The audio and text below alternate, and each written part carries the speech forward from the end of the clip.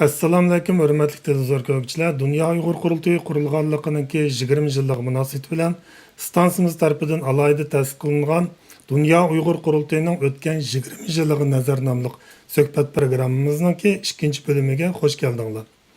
Men programma riyosatchisi Baxtiyor Umar bo'laman. Hammamizning ulug' ro'zayatiga muborak bo'lsin. Hurmatli televizor ko'ruvchilar, muhojiratdagi Uyg'ur milliy harakatining xalqarodagi eng yuksak vakillik ve yetakchi organi hesaplangan Dünya Uyghur Qurultayı Xitoy hokimiyati tarafidan ayni chog'da milliy bo'lginchilarning chet eldagi ikki cho'ng lager deb atalgan Sharq Turkiston Uyg'uriston milliy qurultayi bilan Dünya Uyg'ur yoshlari qurultayininki birlashish natijasida buningdan dal 20 yil burungi mush oy ichida, ya'ni 2004-yili aprelda Germaniyaning Myunxen shahrida vujudga kelgan edi. Bugun Dünya Uyg'ur qurultayining qurilishi va taraqqiyoti uchun zo'r to'hfa qo'shgan ba'zi vatanparvar zotlarimiz biz bilan mangu vidolashdi. Yana ba'zilari ikkinchi safga chekindi. Milliy da'voyimizga to'hfa qo'shib kelayotgan bu tabarruk ustozlarimizning ajriga tashakkur bildirish, fidokor sabdoshlarimiz bilan kelajak haqida fikrlashish, jasoratli izbosar avlodlarimizga milliy da'voyimiz haqida yana bir qatim dars berish va shundoqli qurultayning 20 yillik musobaqasiga bular bilan birga qarab chiqib, tajriba saboqlarni yakunlash maqsadida Dunyo Uyg'ur qurultayining qurilishidan hozirgacha xizmat qilgan barliq rahbarlar, vakillar, qo'llag'uvchilar va chet ellik do'stlarimizning ishtirok qilishi bilan bu yil 5-oyning 3-kunidan 5-kunigacha Germaniyaning Myunxen shahrida Dünya Uyg'ur qurultayi qurilganligining 20 yilligini xotirlash faoliyati o'tkazilmoqchi.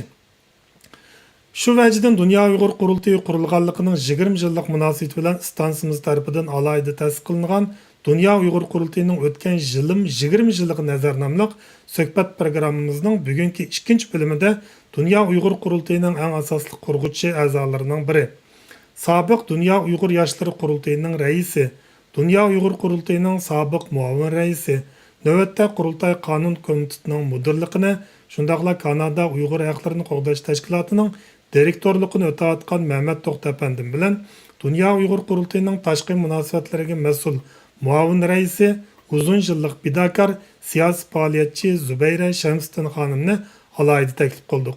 Hurmatli Mehmet To'xtapandi, Zubayra Shamsiddin xonim, suhbatimizga xush keldinglar.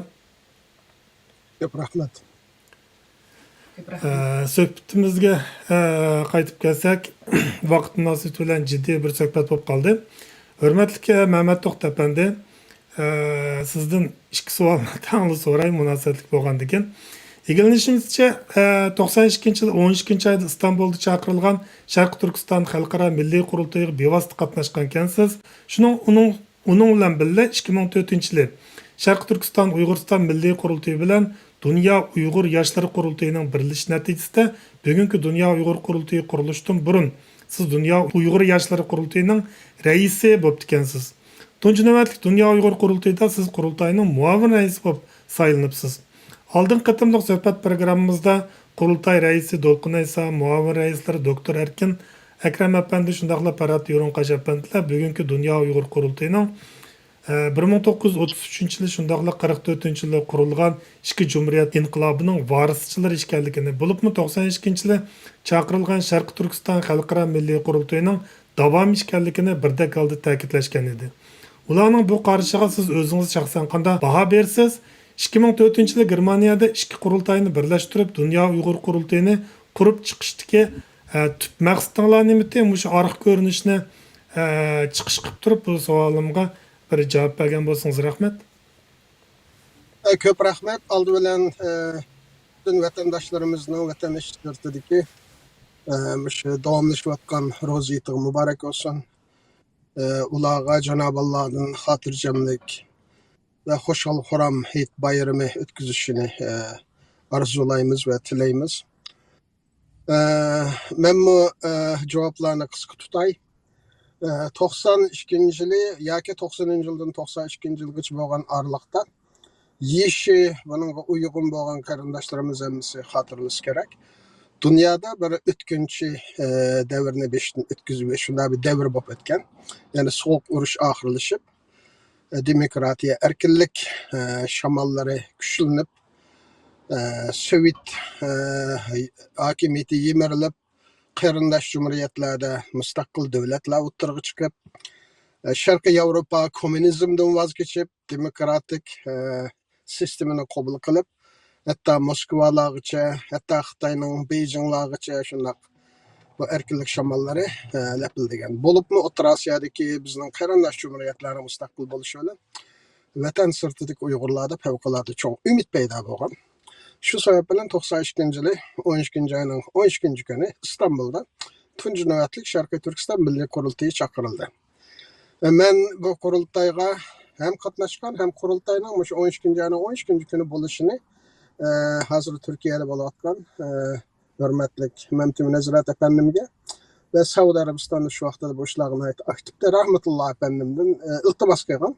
Chunki 12-oyning 12-kuni bizning shu 85-yili vatan elib borgan Sharqiy Turkistondagi oliy maktab o'quvchilarining Xitoyga qarshi keng ko'lamli namoyishi yuz bergan bir tarix bo'lgan bo'lg'achqa biz uni yoshlar bayrami deb tabriklab kelgan. Shu kunda o'tkazishning vatan xalqi bilan ham vatan xalqiga bir mesaj berish ve chaqiriq berish ve vatan xalqining ilib borgan kurashlarini chet eldagilarning xotirlab minayotganligini eskartish nuqtasidan muhimligini yoshlarga bir ilhom bo'lganligini degandim. U qabul qilindi.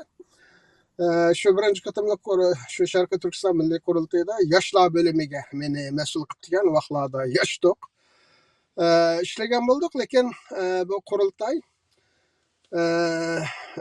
qurilgan davlat yoki qurultayning markaziy bo'lmoqchi bo'lgan davlat bo'lgan Turkiyaning shu vaqtdagi belgilik bir ojizligi ve qurultayning o'zining g'oyasini amalga oshiradigan funksiyalarni aqtog'ini da yoki shuni faoliyatlarni olib borganda Turkiya Xitoy munosabatlarining favqulodda yomon darajaga bordiganligini o'ylab Türkiye hükümeti biraz bu qurultayni to'g'rimizlash yoki pek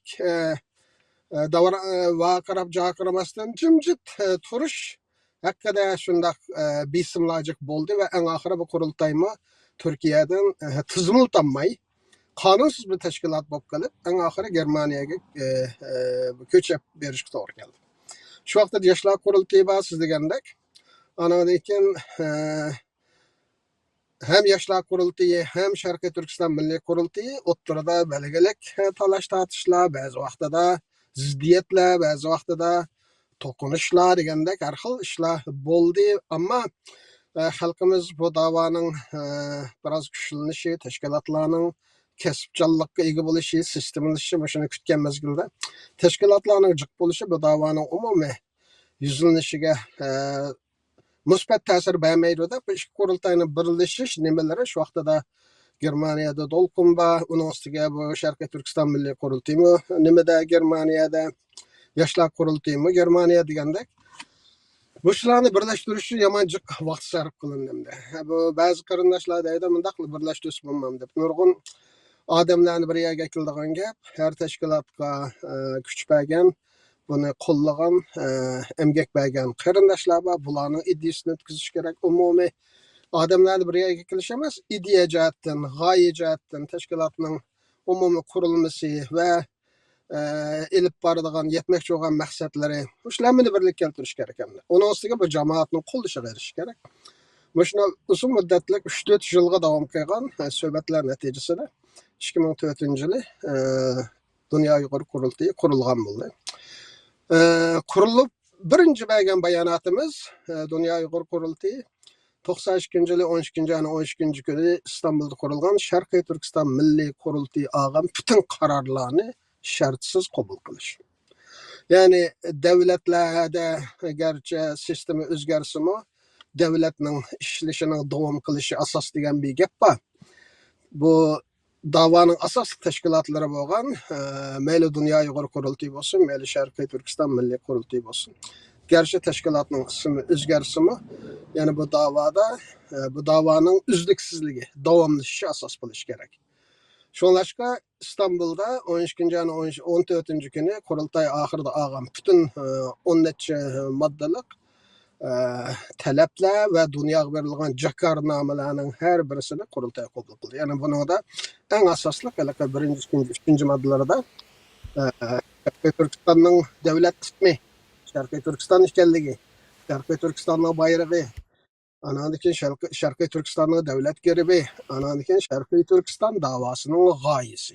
Muşu näselen naitaş deslepki 1, 2, 3. maddede inik şerh ilinip, bikitilip, karar ilinip, anandikin Şarkı Türkistan'ın esli ilgileri yoki millatlarning kimlar ekanligimi shu nimada dastlabki shu qarorlarning 1, 2, 3 moddasida sharhlangan. Yani Sharqiy Turkiston deganimizda buning egisi qaysi millat bo'ldi?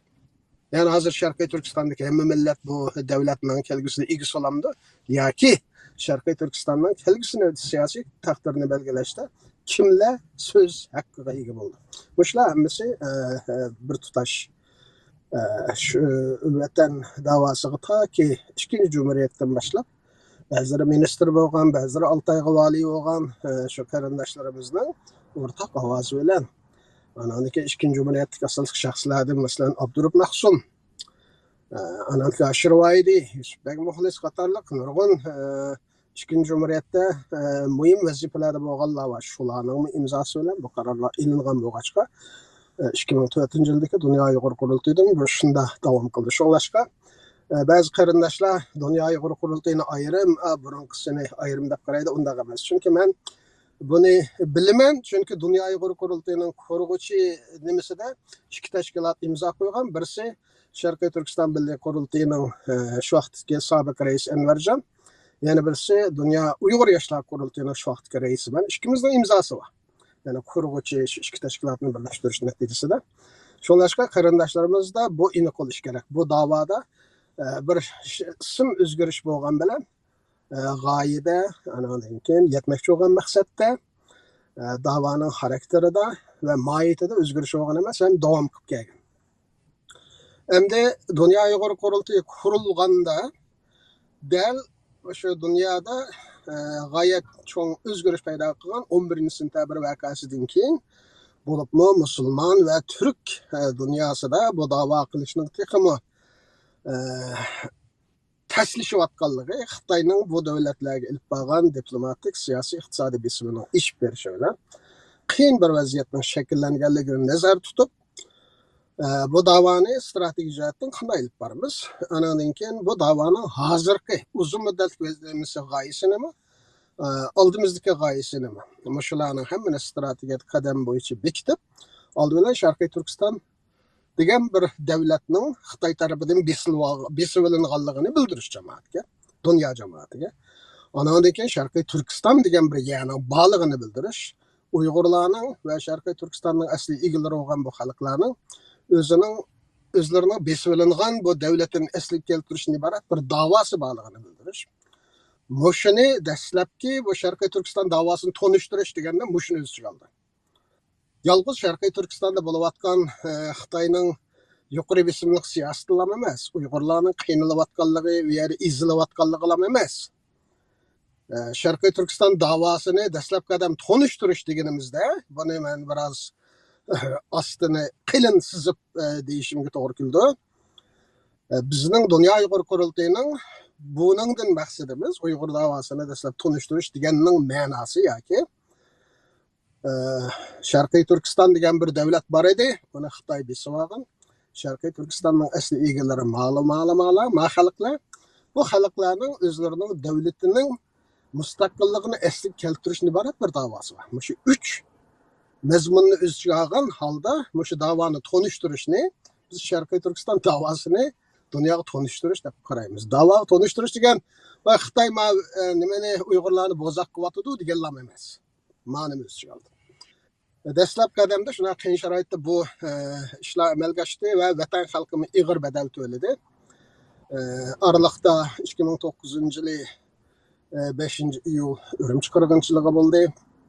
Andan keyin 2014da Xitoy jallod raisi Shi Jinping taxtga chiqqandan keyin Sharqiy Turkistondagi siyosatni tamoman boshqadan loyihalab, ya'ni Sharqiy Turkiston yolg'iz o'tparaqlar emas, xalqni ham munqariz qiladigan, mustamlik qiladigan butun haddidan oshgan irqiy qirg'inchilik va insoniyat qarshi jinoyatlardan şu elementlardan tarkib topgan shunday yuqori besimli siyosatni yurgizib uni ijro qilishga boshlagandan keyin albatta uningmi xalqaroda bo'lgan inkosi eng muhimi mushularga nisbatan hamda dunyo uyg'ur qurultayining mayli kasbchanlik jihatdan bo'lsin mayli yetishgan inson kuchi inson manbasi va bu da'voga bo'lgan sadoqatman fidokor irodalik ya'ni yo'lning yarmida qaytmaydigan xitoyning besiga bo'ysunmaydigan o'sha vatanparvar qarindoshlarimizning bir yerga jam bo'lishi bilan o'tirg'i chiqqan shunday tragediyalik ahvolda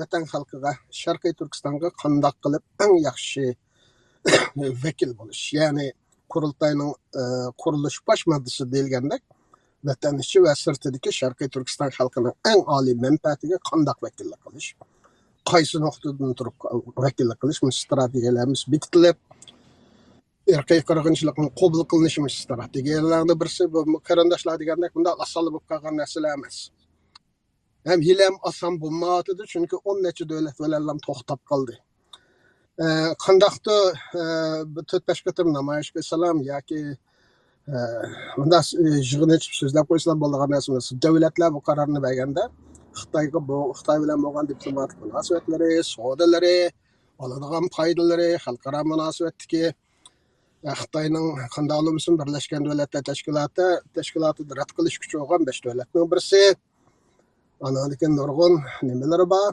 mushularning hammani shiraga olib turib hisob kitobni qilib beradigan qaror va uyg'urlar agar namoyish qilibdi man talab qilibdi bunda olay deydigan narsa emas ba'zi tashkilotlar o'zi ish qilolmagan yoki ba'zi insonlar va vatanda unday bo'lgandan keyin shunday bo'lishi kerak ya vatanda shunday bo'lyotidi va boshqa yerdami shu vatanda bo'lgandek ishlar bo'layotgan boshqa davlatlar millatlarmi bor nimada bularni bo'lmaydi shunglashqa mushu narsalarning hammasi dunyo uyg'ur qurultayining bir tutash strategiya belgilash vatan xalqining eng oliy manfaatiga qanday shaklda vakillik qilish buni xalqaro so'rinlarda xalqaro jamoat davlat va boshqa ommaviy tashkilotlar qanday anglatish uning matbuot tarafı va uning siyosat tarafı va uning ommaviy tarafı va ham o'z ichimizda o'z jamoatimizning nimasi bor tashkilotlar orasida munosabatlar shularning hammani yaxshi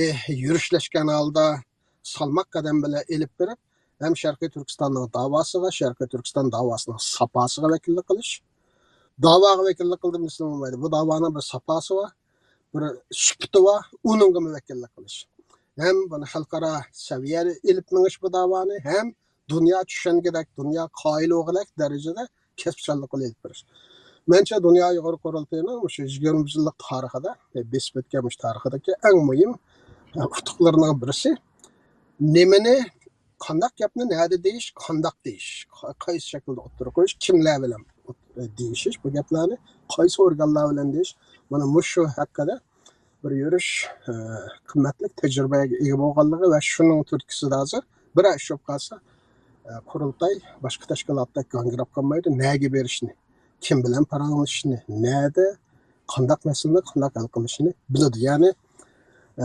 qo'limizdan nurg'un asboblar berkmasi bor bu asboblar tajriba anadan keyin hukumatlar bilan bo'lgan muomaladagi mahorat diplomatiya jihatdan bo'lsin hamma jihatdan man endi qurultayning nimasini shundoq ig'ir oq ko'rinish ostida qo'l keltirgan natijasini shular bilan munosabatli deb qarayman Köpten köp rahmet. Nihayetde mühim tarihi ak görünüş hem aynı vakitteki maksatlarını tepsili sözler verdiniz. Hem kadirlik Zübeyre Hanım, Dünya Uygur Kurultayı kurulgan 2004 yıldan bu yan siz yani ezip kettim ya. Köpten köp rahmet. Kadirlik Zübeyre Hanım, Dünya Uygur Kurultayı kurulgan 2004 yıldan bu yan Avrupa İttifakı bilen Amerika Kurultayının iki çoğun faaliyet merkezi bulup geldi. Siz uzun yıllardan bu yan Kurultayının Amerika'daki vekili, şundakla asaslık rehberlerinin biri bulup geldiniz. Siz Kurultay kurulgan 20 yıldan bu yankı Uygur meselesinin Amerika'daki umumi terakkiyat yüzlenişi qanday baho bersiz? Bu jarayonda Kurultayının ve Amerika'daki Kurultay tarkibidagi qarindosh tashkilotlarimizning bu taraqqiyotda qanday bir rol bo'ldi? Bu to'g'riliq so'zlab bersangiz rahmat. Köpten köp rahmat Baxtiyor efendim. Nayt bir yaxşı, muhim sualını sordunuz. Aldıdan bütün vatandaşlarning bo'lib atgan, davomlashayotgan 2-hit kun. Bugun hitinglar muborak bo'lsin. Allah sizlarga xushalliklar, xayrliklar akasin o'sha hit munosabati bilan. Menmu bakmi uzun so'zlab ketmay. Dünya Uyg'ur qurultayining haqiqatan Yevropa bilan Amerika ikki cho'ng markazi bo'ldi. Bunday aytganda Dünya Uyg'ur qurultayining faoliyatlarini olib berish, dunyo miqyosida mundaqcha vaqtda Mehmet To'xta apandi nayt tafsili yaxshi so'zlab bo'ldi. Mushu davoyimizni qanday qilib dunyo sahnasiga chiqishda haqiqatan Yevropa bilan Amerika nayt muhim o'rinda turdi. Shaxsan men Dünya Uyg'ur qurultayininki Amerikada rasmiy faoliyatlarini boshlab, rasmiy faoliyatlarini ko'p ko'targan shundaq bir nemisinikiga, shunday bir qo'shinga qo'shilish uchun kelgan o'zim Amerikaga. Birinchi qitim Dünya Uyg'ur qurultayining faoliyatlari Amerikada boshlangan vaqtda, ya'ni boshda Uyg'ur Amerika jamiyati qurilganda 98-yili, undan keyin mushu Uyg'ur Amerika jamiyati qurilgandan keyin Rabiya xonim nimadan turmadan chiqib, mushu davoni qo'lga olib Amerikaga yerlashgandan keyin va mushu davo o'zimizning davo masalalariga yaqindan kuzatib kelyotdim. Ham o'zim mushu ishning ichida edim. U chog'larda Avstraliyada vaqtimda. Mushu Dünya Uyg'ur qurultayining nimasi Rabiya xonim raislikni qo'lga olib davoni yurgizgandan keyin Rabiya xonimning taklifi bilan mushu Amerikaga keldim. Shu jarayonda dastlabki Uyg'ur Amerika jamiyati qurilgandan keyin hozirgi mana tarixga kelsak, Dünya Uyg'ur qurultayininki Amerikada har qanday tarafdan o'ynagan roli nayt cho'ng bo'ldi. Albatta boshqa jamiyatlar, boshqa mushu Dünya Uyg'ur qurultayi rahbarligi ostidagi butun jamiyatlar o'zining qo'ldan kelgancha Dünya Uyg'ur qurultayining ostida bir kunlik shakldagi mushta tashkilot nimasida bo'lib kelganlik rolini nayt yaxshi joriy qildirdi. Shunda bo'lganligi uchun Dünya Uyg'ur qurultayininki buni biz jiq demsakmi bo'ldi. Hozir mushu Xitoyninki har qanday bir Uyg'ur masalasida bir ish bo'lsa, Xitoyning tashqi ishlar ministrligi birinchi bo'lib eg'iziga olib qarshi so'zlaydigani Dünya Uyg'ur qurultayi.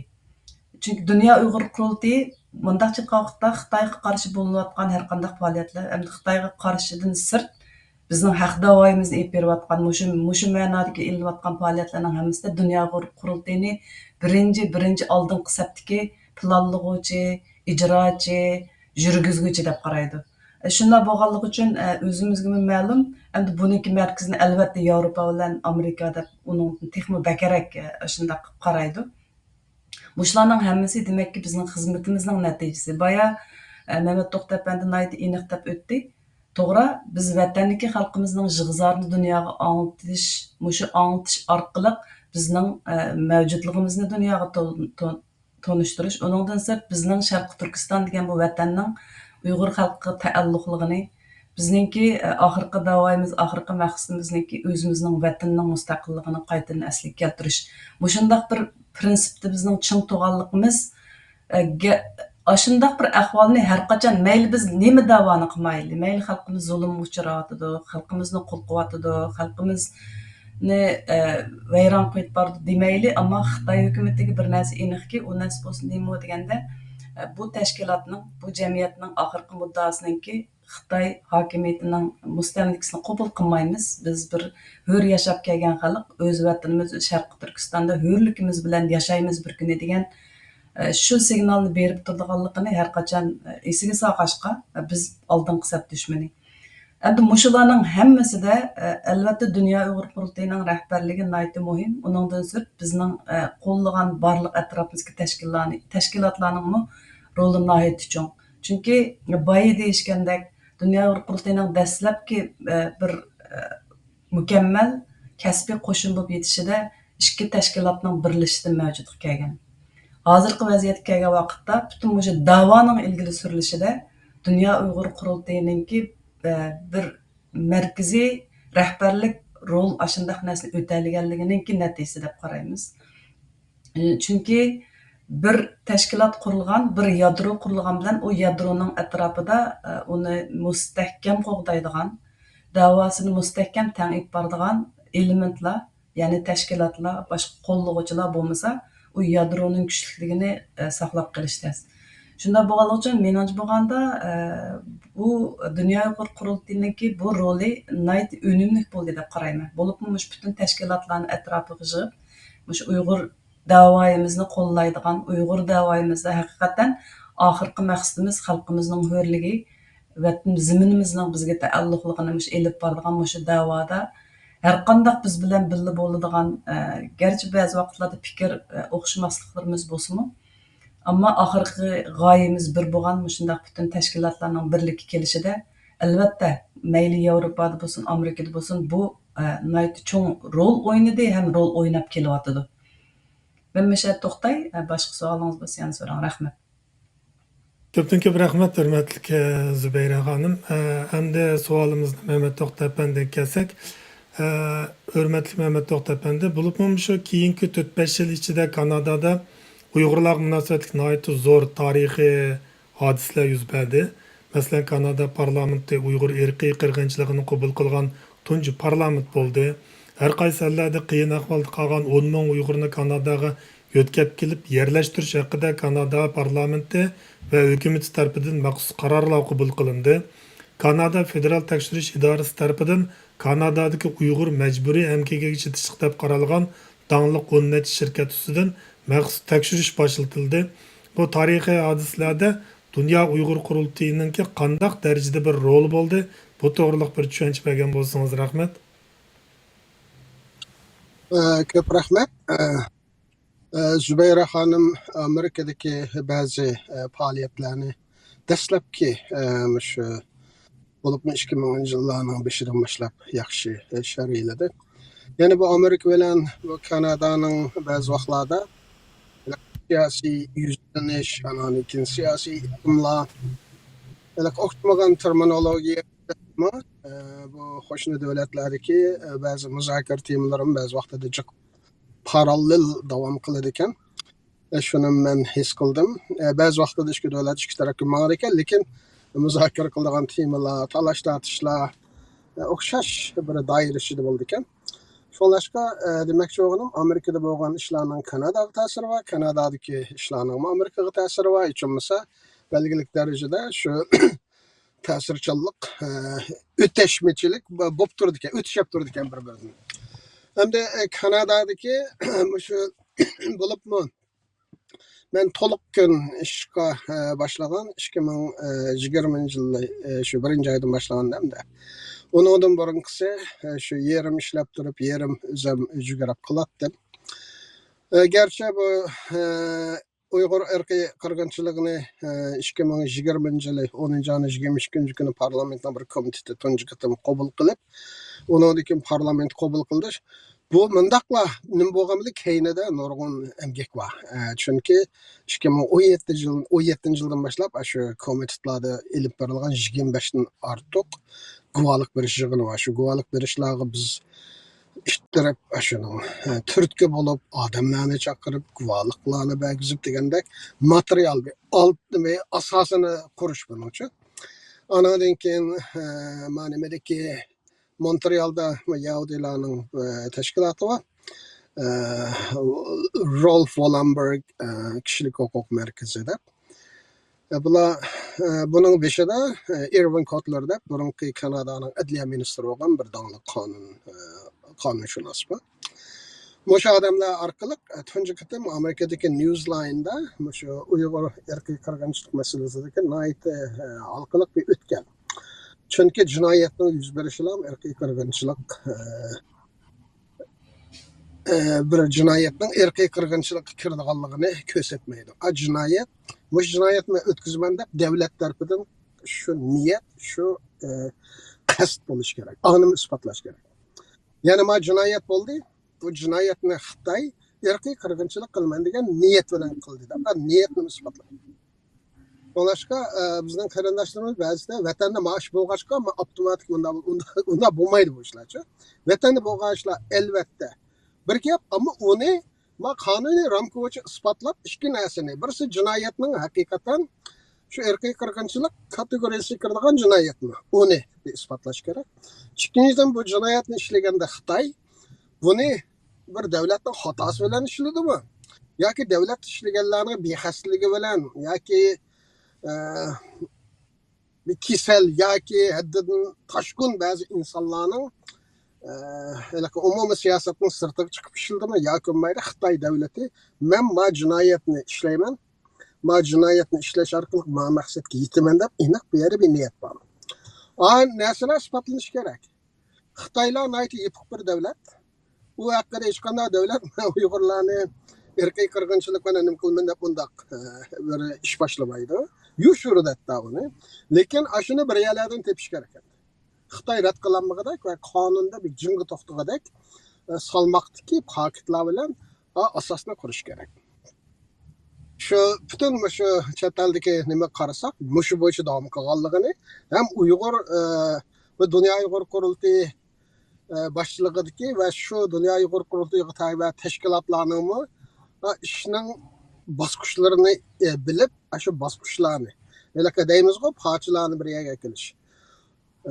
shuni qanday qilib parchalarni bir yerga kelib oxirgi maqsadni shakllantirib shu haqida kesibleşkenligini ko'rsatadi ya'ni o'zimiz qila oladiganni o'zimiz qilib masalan parlamentda har xil isbot berish guvohlik berish yig'inlarini o'tkazishga qistash ularni qayil qilish undan keyin shunga to'g'ri odamlarni guvohlik bergizish jinoyatning bo'layotganligini bildirib ma'lum kelgandan keyin bu jinoyatning nima maqsadda bo'lganligini qonunchilar tarafsiz insonlar tarafidan bu irqiy qirg'inchilik maqsadi bilan niyati bilan qilingan jinoyat Newsline'da chiqqan bir qonuniy bir tadqiqot maqolasi dal shuni qartlagan xitoy bu irqiy qirg'inchilikni uyg'urlarga qarata irqiy qirg'inchilikni davlat aniq maqsad va niyat bilan qilgan shi zinpin falon vaqtida man degan piston vaqtida man degan o'sha dunyoda umumyuzlik bir o'sha irqiy qirg'inchilikning qadam bosqichlari 10 qadam bosqichlari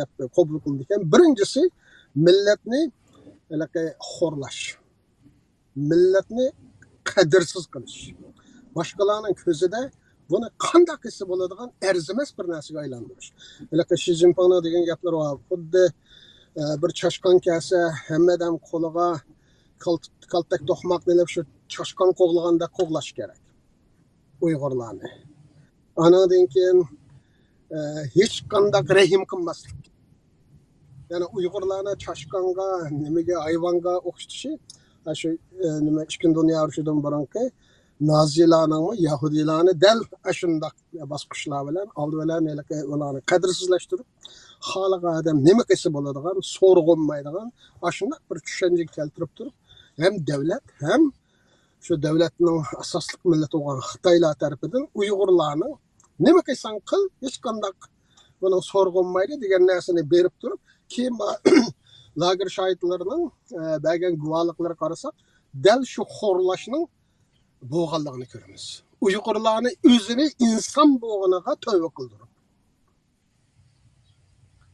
o'zini xo'rliqqa shuningga duchor qilg'izib shuningga majburlab degandek hozir ba'zi qarindoshlarimiz ko'rdi videolarni o'rtoqlashdi vatanda bo'lgan shu xitoylarning uyg'ur qizlari bilan nima qilgan anadan keyin xitoylar bilan birga o'tirib har xil qalaymaqon biz hayotimizda qabul qilmaydigan ba'zi o'ltirish sanalari u bo'lgandek shu narsalarning hammasi uyg'urlarga bo'lgan shu xo'rlashdan keyin uyg'urlarning o'zini shu hokim millatga yaratqizish uchun qilgan tirishchanliklari bir hayotda qolay degan narsa bilan yana birisi BBC'ning intervyusida uyg'urlarning kishilik huquqini so'raganda bir xitoy soqchining degan gap bor uyg'urlar odammi insonlarning kishilik huquqi inson uyg'urlar odam emas deydi inson huquqi bo'lish uchun bu inson bo'lish kerak uyg'urlar inson emas shu narsalar hammasi shu irqiy qirg'inchilikda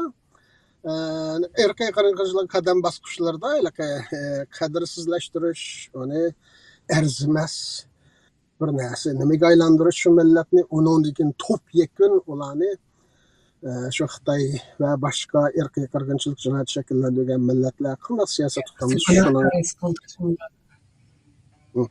shundoq shunlashga hamda buning bo'lishi bir masala uni bütün parçalarını bir yerga kelib, şu qonuniy ramka bilan bir davlatning parlamenti shuni qabul qilgandek darajada shuning asosini qurish bilmoqda. Nurg'un qarindoshlarimiz bu narsani unutib ketadi. Lager shohidlarimizning guvohligi shu. Guvohlik bilan bo'lmaydi. Guvohlikni bir yerga o'ltaqizish kerak. Qonuniy ramka o'ltaqizish kerak. Erkak qirg'inchilikning nayta nimalari bor? Qanday jinoyatlarni uning kirdiganligi, qanday shaklda u jinoyat ishlansa uning kirdiganligi, shularning hammaning talablari o'rnatish kerak. Shunlashqa erkak qirg'inchilik qarori ilindi degan gap, mushu narsalar bo'ldi degan gap. Ikkinchidan buningga siyosiy iroda. Xitoy qaqshaydi, nurg'un narsalarda embargo yurgizadi, tijoratni kesadi, o'sibisi, mushularni ko'zga ep turib, mushundaq avval bo'lsimi, Uyg'urlardan hech qanday foyda kelmasimi, ben buni qilsam ziyon tassammi, mayli bir haqqoniyat masalasi var ekan, menga to'g'ri yerda turaydi, bir parlamentning qaror berishi degan gap. Shunlashqa bu oson emas. Shunlashqa jiq davlatlar bu qarorni berolmaydi. Mushuningdan bir sistemalik ishlash, kasbchanlik bilan ishlash degan gap shu. Dunyo Uyg'ur qurultayini qo'l keltirgan nimalarning birisi. Hamda Dunyo Uyg'ur qurultayi shaxslardan tashkil topgan qurultay emas, tashkilotlardan tashkil topgan qurultay. Uyg'ur haqlarini qo'g'dash tashkiloti Dunyo Uyg'ur qurultayi a'zo. Shunlashqa bizning bu yerda qilgan faoliyatimiz shu Dunyo Uyg'ur qurultayining faoliyati bo'lib hisoblanadi.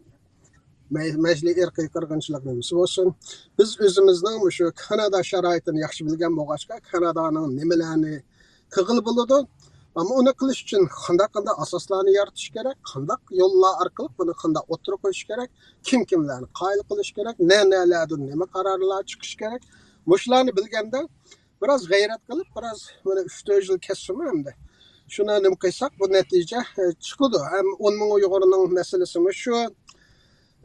Bu elaka bir fikrni davlatning qaroriga aylantirish bosqichi bunday bir yig'iz gapiladigan, ammo shu yergacha shu davlatni davlat qilgan apparatlar, masalan parlament siyosatchilar bizning qoyil qilish kerak. Anadagi shu Kanadadagi 14 cho'ng shirkat deymiz, dunyodagi 14 cho'ng shirkatlarning birisi. Walmart deymiz, Costco deymiz, bu ason shirkatlar emas. Hamda nurg'un qatim qarindoshlar o'tirdi, Yevropa, Amerikadagi yig'inlar bo'ldi, bu shirkatlarni arzga saqolmamdi. Buningga nisbatan men doim bir nimani biraz ehtiyotchanlik pozitsiyasi tutib keldim, chunki shirkatlarni arzga saq bo'ldi. Ammo navada bu shirkatlar haqiqatan cho'ng shirkatlar, bularning advokatlar guruhi bor. Agar biror narsani zanjirni bog'lanmasak shu shirkatga, vaqtida o shirkatlar bizni izlab o'tadi. Qarshi da'vo ochadi bizga. Mening nomimni bulg'uding deydi, yuz obro'yimni tushading deydi, uni o'disini chiqarmaymiz. Ammo davlatning organlari orqali shirkatlarni tekshirishga bersak, davlatning shirkatlar izlamaydi.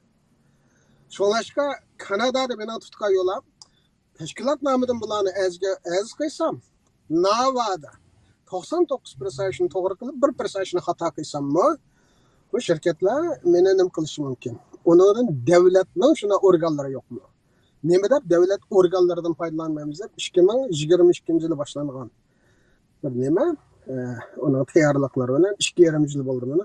Buni hozir uning natijasi chiqish boshladi. Shunlashqa o'zimiz turayotgan davlatni yaxshi bilsak, ishlash mexanizmini bilsak, biroz bir planni o'tirib qo'yib, mushuning qadam bosqichlarini yaxshi mo'lchallab, nima tayyorlik ketadi, shuniga puxta ishlaydigan kasbiy xodimlar bilan shuni qilsak, menimcha natijalik bo'ladi. Hozir bir Xitoy shirkati haqida tekshirishning natijasi chiqdi.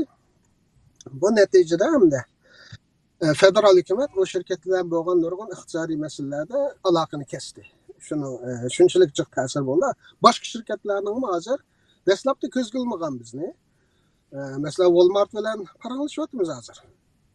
Bular qonun vakillarini aytib Nike degan shirkatlar bizga yaqin kelamdi. Hozir shu shirkatlar bilan Memorandum of Understanding, NDA, Non-Disclosure Agreement mushularni shakllantiryapmiz. Undan keyin qadam bosqichga o'tamiz. Anadan keyin masalan Lululemon cho'ng shirkatlar. Anadan keyin Walmart va Costco va anadan keyin Diesel va masalan shular hammasi hozir shular bizga yiqilishib bu ishni qanday to'xtatamiz, biz nima qilamiz? Hozir mush bosqich keldi.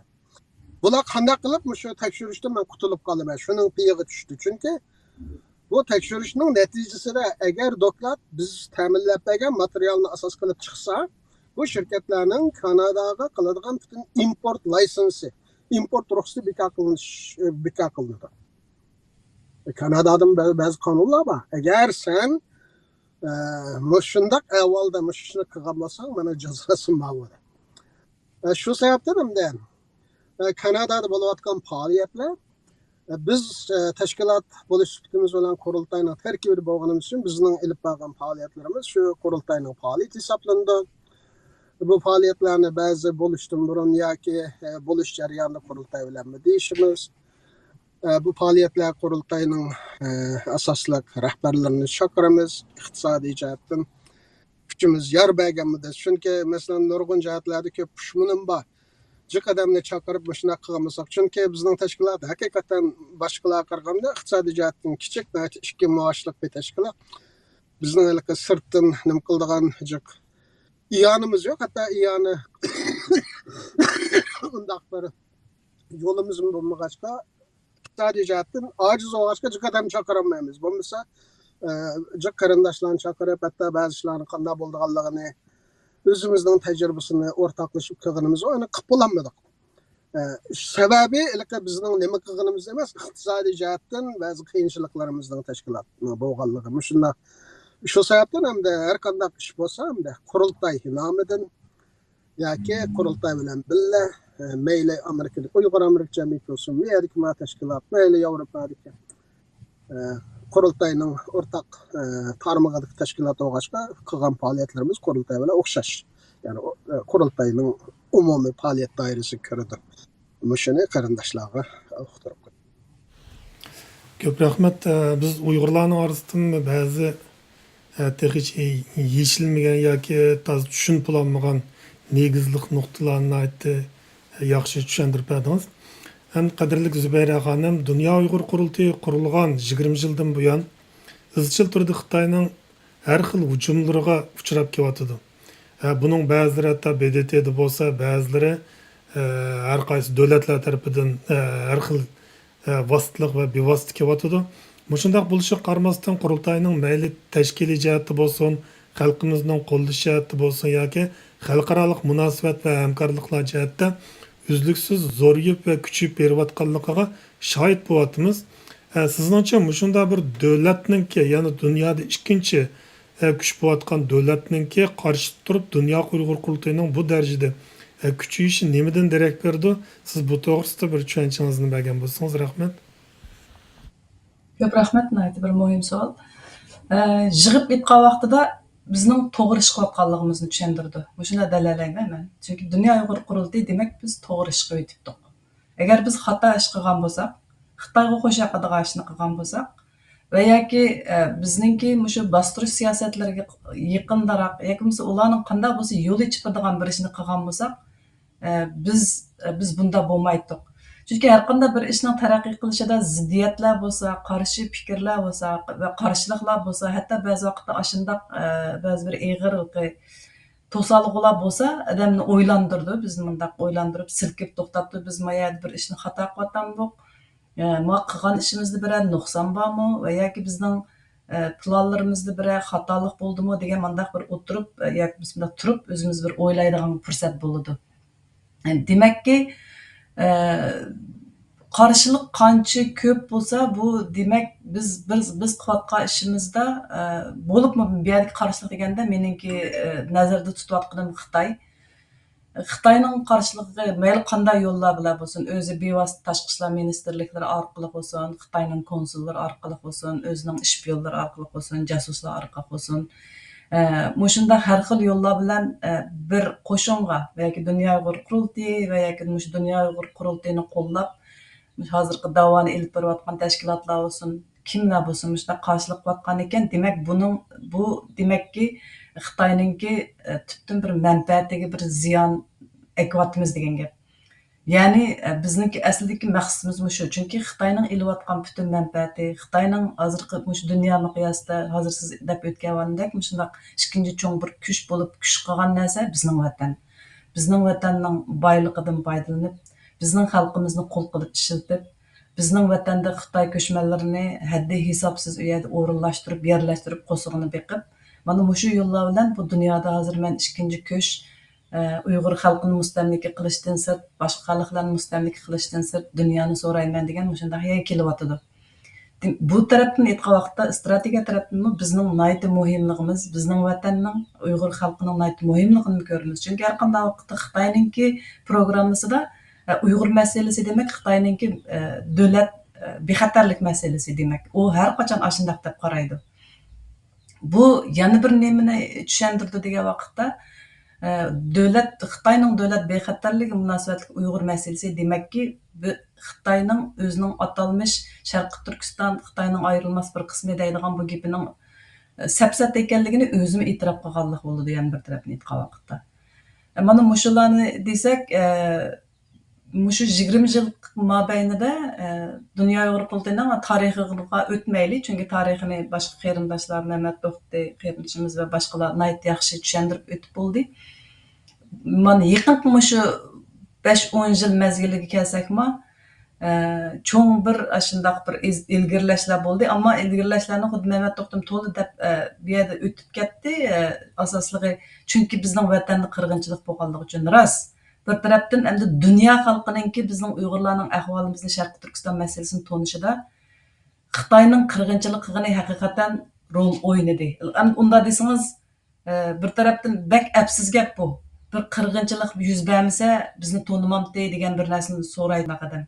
Ammo baxtga qarshi dunyo jamoatchiligi ashunda bo'ldi. Biz bunda ilk vaqtda qon bilan tonitdik desak bo'ldi. Hatto Uyg'urlarning birinchi qitimliq mushu dunyo nimasida rasmiy bir dunyoviy tashkilotning xalqaroliq bir tashkilotning xalqaro jamoatchilikning tonishidimi qon sabab bo'lgan. G'ulja qirg'inchilikka qon birinchi qitim dunyoda birinchi qitim xalqaro kechirim tashkilotining haqiqiy shu Uyg'urlar masalasida bir tafsiliy doklad yozishi bilan uningdan tonildi. Bu biz qaqshamadoq emas, biz qaqshavyapmiz. Olibtekin, Aysa Olibtekinlar davridan tortib shu Xitoy kirgan tajovuzchilik qilib kirgan 40 necha yillarda vatandan chiqib ketganlarni hech qaysi bekor yotgani yo'q. Vatanning sirtida qo'ldan kelgancha vatanning davosini qildi. Ammo xuddi hammasi xuddi dengizning ustiga ko'pikdek hech narsa bormadi. Shu sababli xalqimizning ichida nurg'un munozirlar bor. Birisi deyotgan inqilob Turkiyadan chiqmay qoldi deyotgan, birisi deyotgan birliklar bo'lmadi, birisi deyotgan bundaq. Ammo boya Mehmet To'xtining degan gapida bir muhim narsa bor. Agar shunda bir narsa biz dunyoga tanitmoqchi bo'lsak, uning vaqti, o'rni, fursati bak muhim ekan. Vaqti, o'rnini, fursatni uningdan qanday qilib deyishni yo'lini topamizsak, u mumkin bo'lmaydi ekan. Uniki yana bir narsa siz bilan biz Mehmet To'xti yana bir biz Uyg'urlar biz shu qabohatning ichidan kelib chiqqanlar. Biz hech kimga yolg'on gap qilmadik, haqiqatan rost gapni gap qildik. Ammo har kim bir bola o'zining beshiga kelmaguncha o'shaning qadriga yetmay tushunmabdi degandek, bu dunyo jamoatchilikmi tushunmaydi ekan. Siz bilan biz deganni bular ishonmaydi hatto. Bu hikoya to'qotdi deyotgan yoki bular ashta Uyg'ur o'g'ashqa bayas deb qo'yadigan gap bor ularning. Betaraf. Bular ashunda davrda og'ziga kelgan deb. Ammo shu 99-yili 1-qitim 4-oyning 19-kuni esimni qilishcha shu Amnesty'ning xalq kechirim tashkilotining doklati ashular chiqib, ashular yozgan. Ular yozgan narsa bizning dadimizning o'ndan bir qismi. Bir g'ulji voqeasidagi asosli narsani yozdi u chaqda. Ammo uningdan burun qanchalik qonliq dasturishlar bo'ldi, barinda qanchalik qirg'inchilik bo'ldi, janubning har buning pushqar qanchalik qirvatdi odamlarni. Ular timtas xuddi qozon ichida qolganda qoldi, biroq shu chaqdagi bir narsa shu kechirim tashkilotidan chiqqan bir doklad bilan dunyo qarashga boshladi, anglashga boshladi. Demak, mushundaq bir yo'l kerak ekanligi gapdan nemdan ayrilib ketmay, mushu demakchi bo'lganim mushu jarayondagi butun ishlarning hammasida bizga nurg'un to'salg'ular bo'ldi. Biz hatto shaxsan o'zimizning aralashgan ishim desam, shu 90-yillarda nurg'un tragediyalar bo'ldi. Bizning vatanning ichida emas, vatanning sirtida emas, O'rta Osiyodami qo'rqinchli tragediya. Buning bevosita sababchisi, ammo bugungi kun bu bazbuldan so'zlaydigan kun bo'lmaganligi uchun men uyga kirmayman. Ammo ashundaq vaqtlardami bizga nurg'un qarshiliklar bo'lgan. Shu qarshiliklar shu chog'larda mavjud edi, 90-cı yillarda mavjud edi. Keyin hatto ba'zi bir qarshiliklar sistemalik qarshiliklar bo'ldi. Sistemalik, planliq, g'arazli qarshiliklar. Hatto ajal yegchi olib qarshiliklar bo'ldi. Shunda bo'lgan ammo da'vo sepida bir to'p shunda bir kishilar bo'ldi. Mushu bir kishilarning hammasida bir o'rtaq o'y bo'lg'achqa, o'rtaq bir fikr bo'lg'achqa, mayli qanday to'solg'uning kelishidan qat'iy nazar oldimizga mengishimiz kerak degan bir niyat bo'lg'achqa, bu da'vo oldiga suryotidi. Dunyo Uyg'ur qurultayimi yiqilib boqmadi. Dunyo Uyg'ur qurultayining birdan bir yana ortiqchiligi nima deganda, ashundaq qurbon beraligan, qurbon berishni ko'z oldiga olalagan, ashunda aqida qilishni o'zining prinsipi deb bo'lgan. O'zining prinsipi ularning qandaqdir atrofiga to'rttal odam, oilasi, yaqinlari, qarindoshlari yana birsini qutqizish emas. U yerda necha million xalqning yig'izori bor. Ma xalqning oldida bizning mas'uliyatimiz bor degan insonlar yig'ilg'ashqa, unda ushaq-tushak narsa, nurg'un narsalarni bunda chiqqanda ushaq-tushak narsa deb ko'rdik biz. Dunyo Uyg'ur qurultayining prinsipida ching turganligi, mushu prinsip bo'yicha ish qilganligi, da'voni bir ishni qilishda u ishninki hayvatidan ko'ra ashning to'xtamay non-stop deydi-ku, inglizlarda bir gap bor. Consistent deb. To'xtamay mazmut qadam bilan davom qilishning o'zida bir natija chiqadi. 20 yillik Dunyo Uyg'ur qurultayining tarixi ashu davom qilishning, ashu egilmaslikning, zerikmaslikning, hamaslikning, talmaslikning, yiqilmaslikning bir simvoli deb qarayman. Bu nurg'un janglar beshimizdan o'tyotidi, nurg'un qarshiliklar beshimizdan o'tyotidi. Ammo Dunyo Uyg'ur qurultayga to'plangan insonlarning jihnimisida qandaqdir u bir havoyi havas bilan va yoki amalning peshida bo'lganligi uchun va yoki qandaqdir bir nomning peshida bo'lganligi uchun bundaqdan emas, uningdan ko'ra chin yuragidan hammasiniki vatan, mushu xalqim uchun bir ish qilsam, mau bizning oldimizga eng chong prinsip, bizning ishimiz qildigan ishimizning nimasi haqning magipi, palonning ma suiqasdi va yoki palonniki mundaq qilgan bizga putimizni champitlishi yoki bizni ishtirishi emas. Ma oldimizga xalqning ishiga qarayli, millatning taqdirini o'ylayli, vatanning kelgusini o'ylayli degan manda bir g'oya bo'lg'achqa biz yiqilmadik. U Xitoyning qarshiligi bizni yiqitamaydi. Chunki dushmaningizning qarshiligi hech qachon sizni yiqitamaydi. Ammo dushmandanmi yomon dushman o'zimizni o'zimiz suiqasdchilarning qarshiligi bizni tavirtidi ba'zida. Ammo yiqitamaydi yanidan. Shunda bo'lganligi uchun meningcha bo'lgan vaqtda bu qarshiliklarning bo'lishi, bu kutgan ishlar bu tasodif emas. Undan keyin har taraflardan zarbalarning bo'lishi bu tasodif emas. Chunki hech narsa unda oson bo'lmaydi. Bir-birdan bir oson bo'lgan narsa, jimjit turvasangiz, kim kuchli bo'lsa shu kuchlininki, mushu sening rost deb shuning taxsini ko'tarib bersangiz, shu chog'da ishlar oson bo'ldi. Chunki undaq insonlar o'zini ashuningdan huzur topadi. Chunki menga biqinibdi bugun, menga qul bo'pti, men nima desam dedi, men ajoyib odam o'xshayman, men ajoyib aqlli o'xshayman, men ajoyib qudratli kuchning egasi o'xshayman deb bunda o'ylab o'zini huzur topadi. Ammo kimiki haqqoniyatning ustida tursa zarba uchraydi. Kimiki durustlikning oqidan mangsa, bu cho'qim suiqasdga uchraydi. Shunday bo'lganligi uchun bu vatan da'vosi, bu haq da'vosi degan undaq oson narsa emas. Shunga har zarbini, har qurbonlikni ko'z oldiga olgan, har suiqasdni ko'z oldiga olgan, har qadamda, har champutda ashundaq bir ishlarning bo'lganligini ko'z oldiga olgan odam yig'ib aytgan vaqtida badal to'lashga rozi odamlar bu yerda bo'ldi.